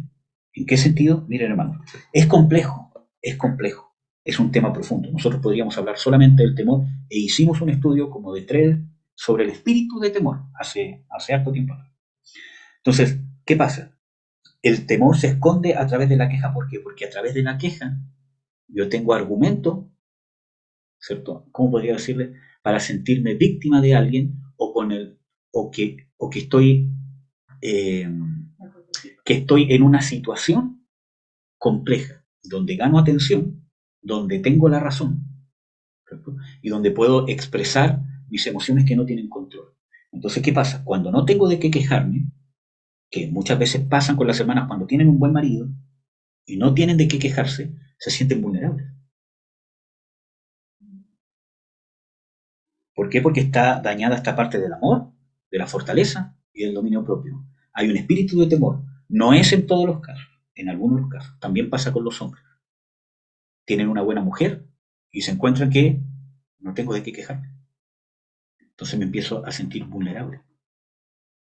No puedo vivir así, porque fui acostumbrado a vivir de la queja, porque tuve tanta carencia de mi papá, tanta carencia de mi mamá, pero principalmente de mi padre, tanta ausencia de mi padre, ausencia presente, ausencia ausente, etcétera, etcétera. Tanta ausencia de mi padre que mi normalidad es tener de qué quejarme. No porque yo quiera, sino porque la vida me hizo daño. La ausencia del padre me hizo daño. Entonces, esa es mi normalidad. Entonces, cuando salgo de ese confort, de esa normalidad, no sé qué hacer, no sé cómo reaccionar ante un ambiente donde no me hacen daño o donde no hay queja. ¿Y qué empiezo? A buscar los detalles de las cosas malas, pero y me convierto en una persona quejona, ya sea hombre o mujer. Tengo que encontrar algo de qué quejarme. Y lo voy a encontrar, hermano, porque todos tenemos falencias. Voy a encontrar de qué quejarme del otro. Ya vamos a hablar del tema del matrimonio. Pero voy a encontrar de qué quejarme del otro. Porque todos tenemos cosas malas. Entonces, no que no me mira, no que no es cariñoso, no que no es cariñoso, no que le falta un poco, no que nunca me trae flores, no que, ¿cómo se llama? Es una mujer que siempre cocina sin sal, no sé. Pura. Entonces, empezamos a hacer de algo que realmente es pequeño, que no es causa de mantener una división en la convivencia. Y lo hacemos algo tan grande que justificamos nuestra queja. Y nos volvemos a esa zona de confort en la cual fuimos criados. Por eso es necesario la sanidad, que la sanidad del alma no es algo mágico. La sanidad del alma es un proceso de discipulado y un proceso de conversión, un proceso de aprendizaje activo. Y este tema destruye relaciones. Y no solamente pasa con el matrimonio, sino pasa en las relaciones en la iglesia. Hermanos, nosotros, en nuestros líderes espirituales, vamos a encontrar de qué quejarnos. Pero cuando hay un espíritu de temor, ese espíritu de temor nunca se va a satisfacer. O sea, cuando encontramos a alguien que tiene buen testimonio, que hace las cosas, pero tiene esta, ya, no me sirve, no le recibo nada porque Y es una tontería. Y nos convertimos en jueces. ¿Y qué dice Santiago? No juzguéis, muchos de vosotros, porque cargaréis mayor condenación. Porque uno solo es el juez, que es Dios. Entonces miren cómo esto se puede agrandar de una manera, o es un tema muy profundo el tema del temor. Entonces, probablemente en Timoteo la ausencia del padre causó temor, incluso un espíritu de temor. ¿Y qué es lo que hacía este espíritu de temor? Le causaba que fuese una persona con vergüenza o con timidez, en el caso de Timoteo. ¿Dónde lo vemos? En el mismo pasaje que vimos, 2 Timoteo 1, del 6 al 8. Vamos a ver. Dice en el versículo 8, por lo tanto, no te avergüences por el testimonio de nuestro Señor, ni de mí. Timoteo como un padre, vemos aquí que habla con Timoteo, o sea, Pablo, ¿cierto? como un padre y le dice, no que, ¿cómo se te ocurre avergonzarte de mí? Yo que tanto he dado por ti, tanto he hecho por ti, yo que te traje en todo esto, ¿cómo es posible que te avergüences de mí? ¿Cómo es posible que te avergüences de Cristo que murió por ti en la cruz? Sino que le habla como un padre. Porque sabe, conoce su debilidad. Todo lo que vimos, conoce su debilidad. Sabe que es una debilidad, algo que está superando, algo que está cargando. Y lo trata como tal. Dice, no te avergüences. Acuérdate que no hemos recibido espíritu de temor. Con eso le está diciendo, tú tienes luchas con el temor, pero Dios te ha dado espíritu de amor, de fortaleza y de dominio propio. Así vencemos el temor. Recibiendo de parte de Dios por su espíritu el amor, la fortaleza que es reconocer mi debilidad. Porque yo no puedo ser fuerte si no reconozco mis debilidades. Y no reconocerla de diente al labio. Yo sé que soy así. Sino de abrirme a sentirme vulnerable. Y yo me siento vulnerable cuando me someto en mi debilidad. Que mi debilidad sea corregida, sea sabida, sea vigilada y muchas veces sea reprendida. Entonces, y espíritu de dominio propio, que me enseñen a dominar mis emociones. ¿Te está excediendo? O cuando yo las reprimo, hermano, goces. O llore. Yo, ¿cuántas veces he tenido que, dar consejos? Hermano, sí, o muchas veces, hermana, está bien que se sienta enojada. Si no se desahoga con Dios, ¿con quién se va a desahogar? ¿Usted cree que Dios está con un palo y dice, te enojaste, fallaste? ¡Ah! Con Dios se desahogue. Señor, me siento enojado, todo lo más, ayúdame para que esto no tome mi voluntad, no tome decisiones según el enojo. Pero Dios no castra nuestras emociones. Pero muchas veces nuestros padres sí las han castrado. O nuestros padres, nuestros papás, no nos han dado la plataforma de la seguridad para que nuestras emociones se desarrollen. Mientras ellos las van guiando y las van poniendo en un balance. Porque no hemos tenido un padre o hemos tenido un padre que ni siquiera lo ha sabido hacer porque él tampoco lo tuvo. Muchas veces nosotros condenamos a nuestros padres y nos olvidamos de cómo ellos fueron como hijos, cuál es su historia. Quizás ellos tampoco tenían esas herramientas. Que no lo justifica. Claro, pero el contexto. Pero nos da también un pequeño entendimiento del por qué. Entonces, causó en Timoteo vergüenza, timidez. Y muchas veces el temor puede causar lo contrario. Yo escondo esa vergüenza y esa timidez con un carácter mal llamado carácter fuerte, porque no sé qué es lo que es la fortaleza. Estoy escondiendo un espíritu de temor, o un temor, o un temor a ser avergonzados. Y miren, hermanos, ¿cómo yo llevo la vergüenza? Jesús nos enseña cómo llevar la vergüenza.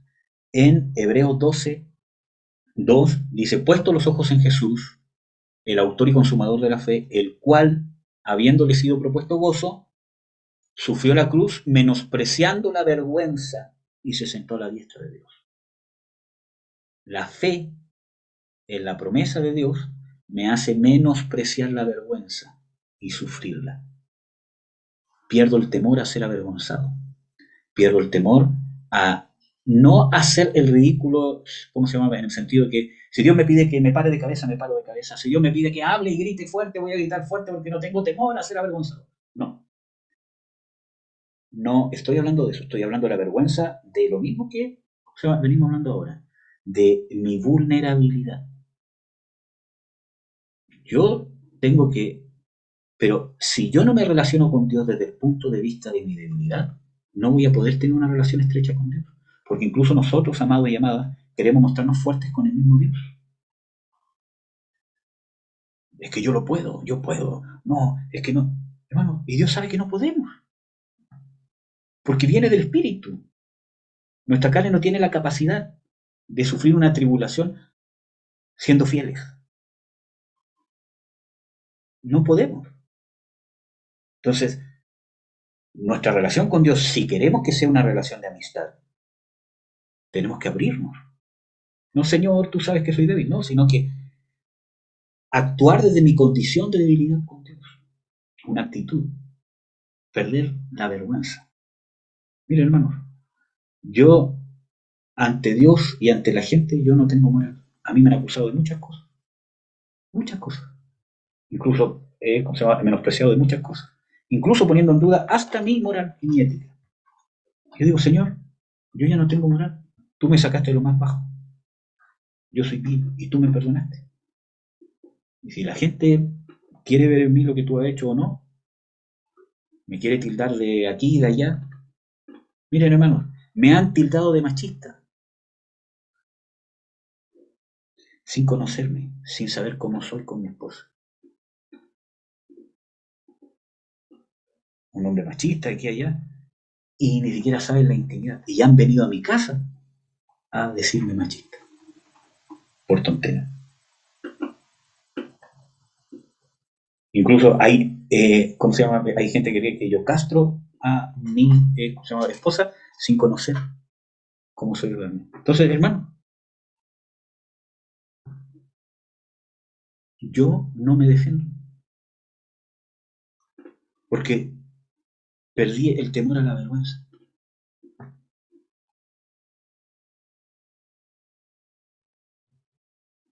Sé de dónde Dios me sacó.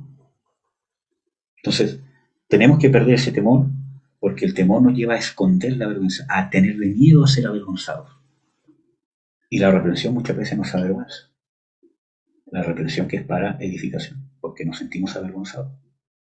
Porque muchas veces queremos mostrarnos como líderes, ¿cierto? Que estamos listos, y muchas veces viene alguien y nos dice, no estás listo.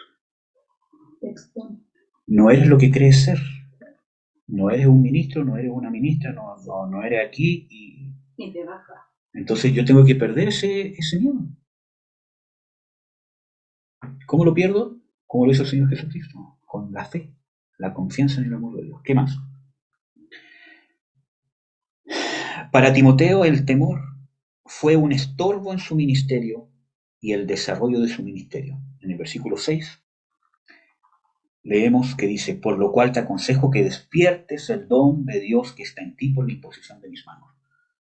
O sea, Timoteo tenía que despertar el don, que ya le había sido impartido por la imposición de manos, porque el temor, el espíritu de temor fue un impedimento. Y no es que Timoteo se tenía que creer el cuento. Pablo acá no está diciendo, creas el cuento, tú tienes el don, tienes que creer que tienes el don y tú tienes el don y dale nomás y lánzate. No está hablando de eso, porque eso también es un temor oculto y eso lleva a la arrogancia.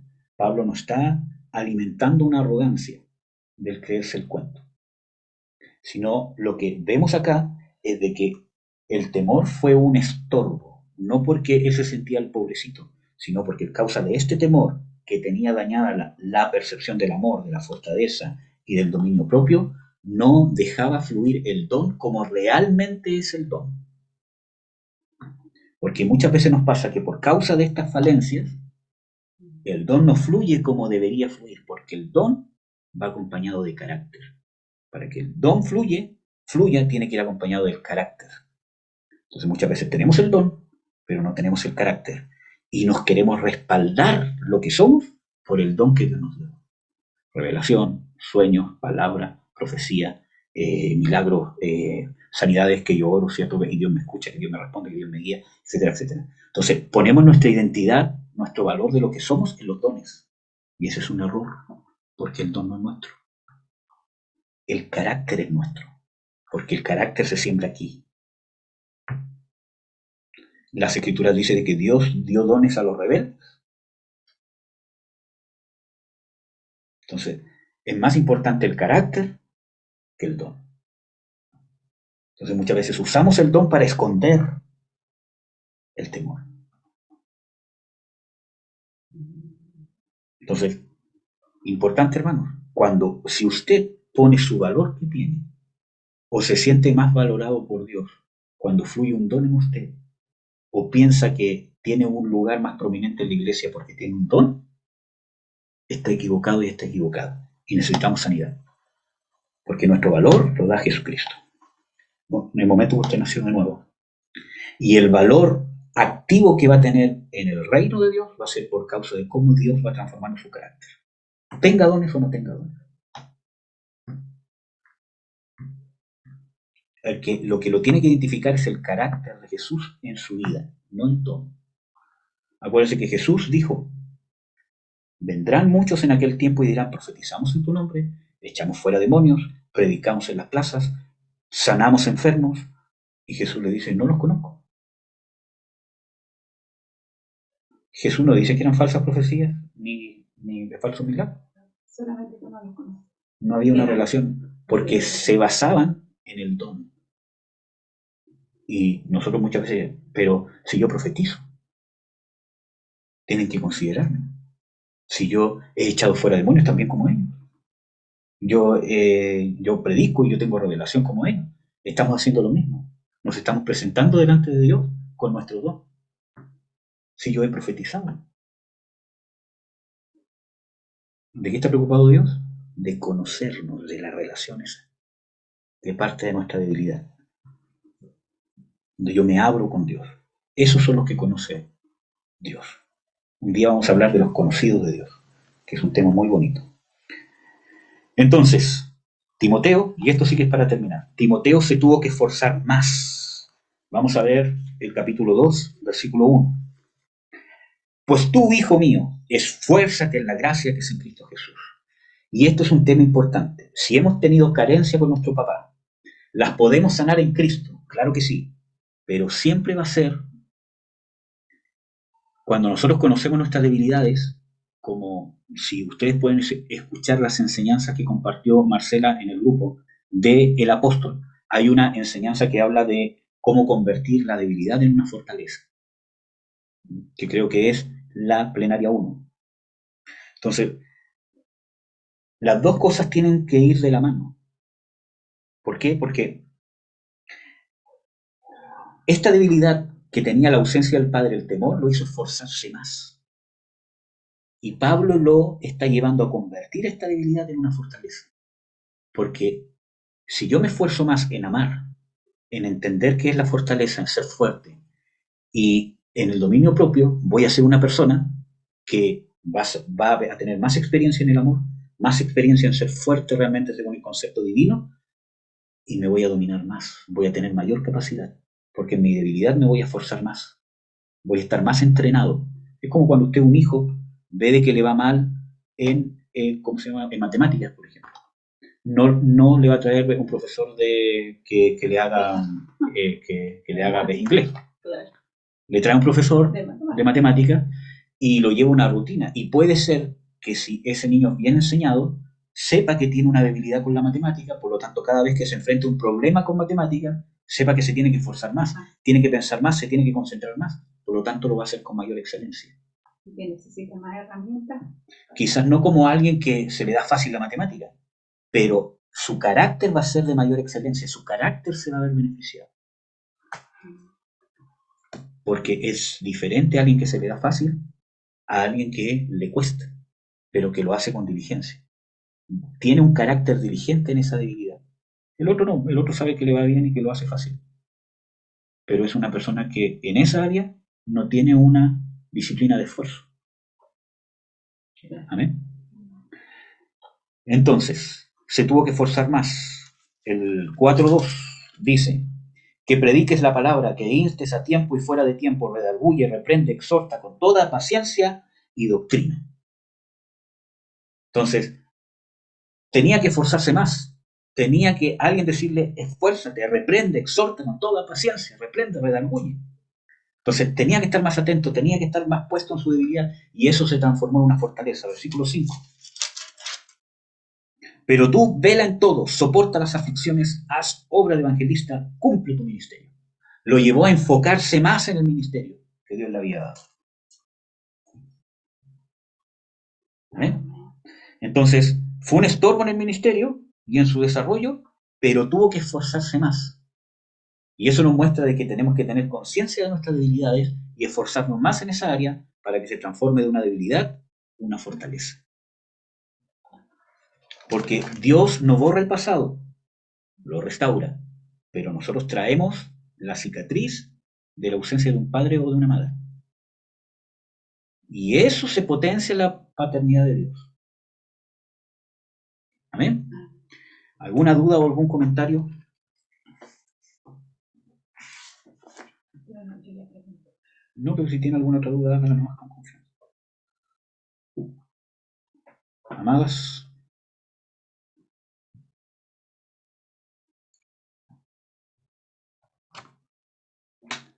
ya, vamos a orar para terminar. Padre, en el nombre de Jesús, te bendigo, te doy las gracias por tu misericordia, por tu amor. Te ruego, Señor, que esto realmente sea de provecho, que sea de bendición, Señor, para mis hermanas, para mis hermanos que escuchen este video, Señor, ya sea que lo hemos escuchado en vivo o que lo vamos a escuchar grabado, que podamos, Señor, tomar todas estas cosas no como una ofensa, sino que la podamos, Señor, realmente tomar como una oportunidad, Señor, de poder analizarnos y de poder ser completados en ti, Señor Jesús. Bendigo a cada uno de mis hermanos, de mis hermanas, Señor, en el nombre de Jesús, y que tu paternidad, Señor, tu carácter, tu forma de ser con nosotros, empiece a sanar, y que toda raíz de temor, de carencias maternales y paternales, Señor, empiecen a aflorar para que salgan fuera, en el nombre de Jesús, y sean restauradas, Señor, por tu inmenso amor de Padre. Gracias, Señor, en el nombre de Jesús. Amén.